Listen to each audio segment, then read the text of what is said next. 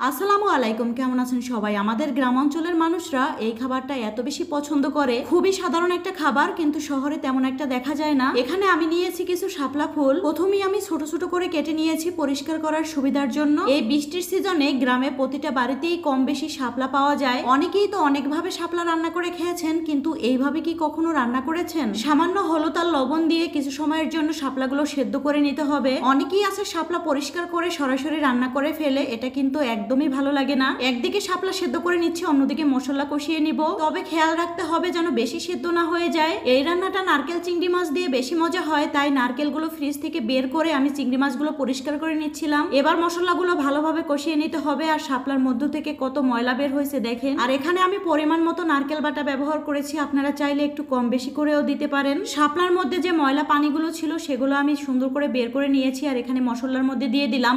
অন্যদিকে অন্য একটা তরকারি আমি রান্না বসিয়ে দিয়েছি। এরই মধ্যে জামাই ফোন করছে আমাকে নাকি বাইরে বের হতে হবে।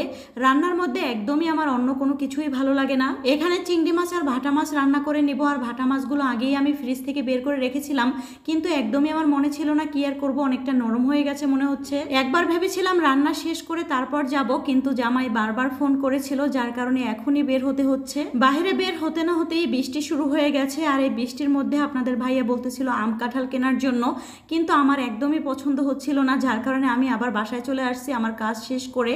আপনাদের ভাইয়াও আমার সাথেই চলে আসছে, আজকে আর দেরি করে আসে নাই। তো আমি এখানে রান্নাটা শেষ করে নিব।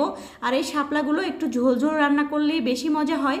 তাছাড়া বিভিন্নভাবে কিন্তু রান্না করা যায়। সব থেকে মজার ব্যাপার, জামাই আজকে শাপলা রান্না দেখে এত বেশি খুশি হয়েছে যা বলার মতো না। আমার মনে হয় অনেক দামি খাবার রান্না করলেও সে এতটা খুশি হতো না। রান্না এখনো হয়নি, থালা বাসন পরিষ্কার করে নিব। আর রাতের থালা বাসন এভাবে রেখে দিলে কেমন জানি একটা অলসতা কাজ করে। ইদানিং আপাও একটু দেরি করে আসে, তার জন্য ওইভাবে কোনো কাজ রাখা হয় না, সে এসে ঘর মুছে দিয়ে যায়। ভেবেছিলাম উপরে বাসা নিলে একটু ময়লা কম হবে, ঘরে প্রতিদিন মুছতে হবে না, কিন্তু এখন মনে হয় আরো বেশি ময়লা হয়। আমি কখনো চিংড়ি মাছ ভাটা মাছ এইভাবে রান্না করে খাই নাই, কিন্তু আজকে কেন জানি মনে হয়েছে চিংড়ি মাছগুলো দিয়ে দিই, কারণ ভাটা মাছগুলো এত বেশি নরম হয়ে গিয়েছিল।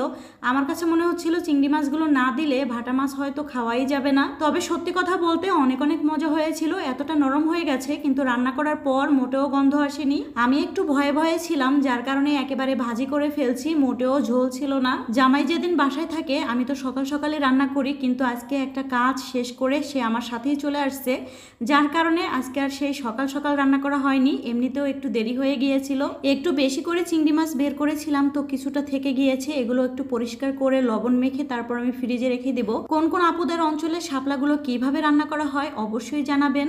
আপুদের সুন্দর সুন্দর কমেন্টস পড়তে আমার অনেক অনেক ভালো লাগে। তো যাই হোক, আজকের ভিডিওটি এ পর্যন্ত। সবাই ভালো থাকবেন।